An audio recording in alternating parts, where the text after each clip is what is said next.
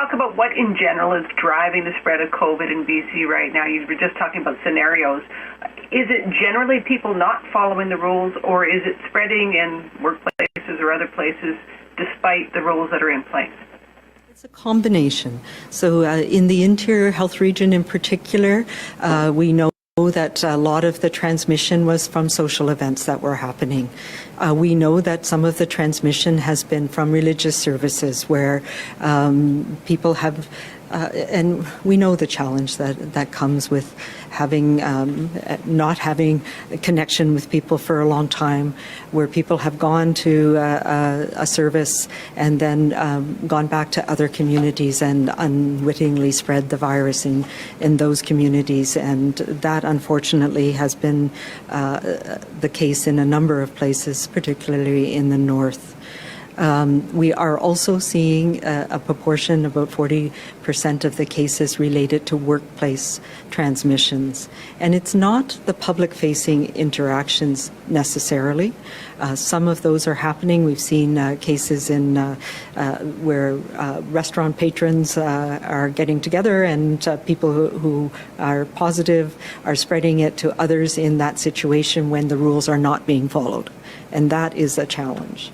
We're also seeing it in some of the high-risk workplaces, like we had recently another food processing facility where there is a combination of issues around people recognizing that they're ill, around having the ability to stay off work, and that speaks to things like staff shortages, but also sick leave policies and ability for people to have the protective equipment they need.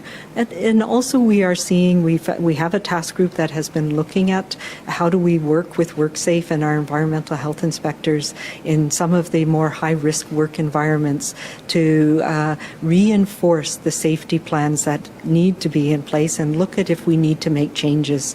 So they've identified, and we've talked about this a little bit before, that there are specific times where things can lapse.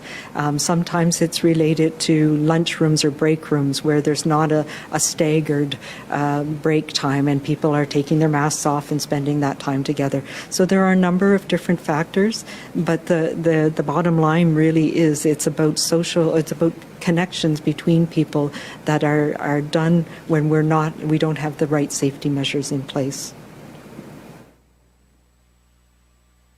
Christine, do you have a follow-up? Yes, please.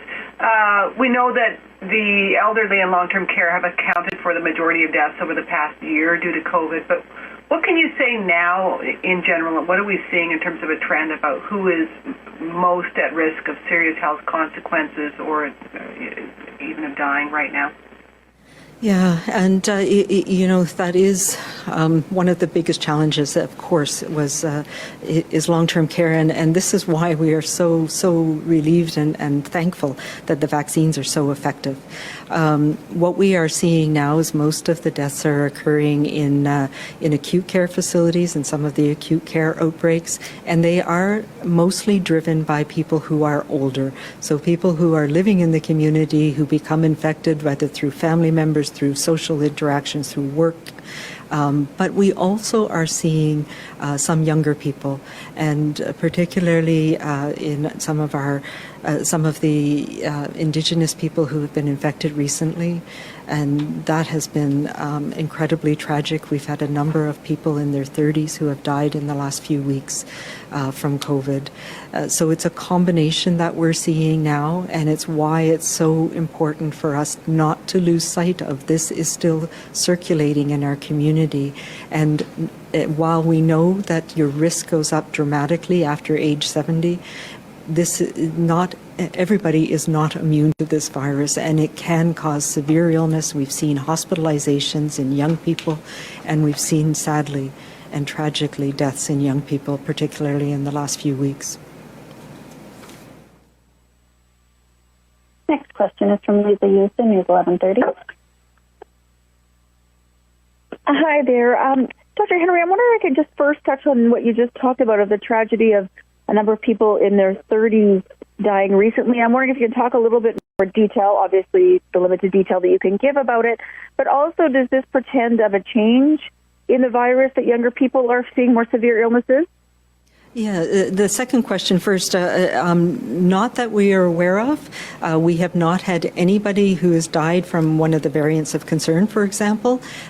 There's still some question about whether or how much the UK variant in particular leads to more severe illness over and above infected. Your probability of somebody who has underlying illness or has ends up with severe illness gets infected as well. What we have seen, sadly, is deaths in now 3 young people in their 30s. Some with underlying illnesses, and some who were Indigenous people related to some of the outbreaks that we're seeing. So this is why we're paying so much attention to making sure that we can try and protect people, provide them with isolation, support them in their health needs as well if they get infected.